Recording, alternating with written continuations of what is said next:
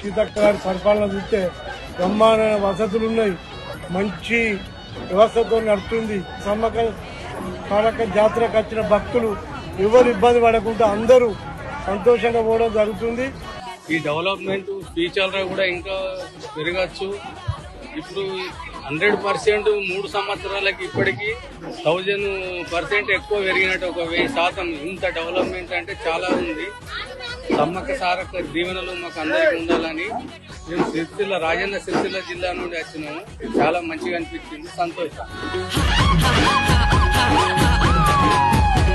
అడవిలో బ్రతికే కోయ దొరలకో బిడ్డ దొరికినాది.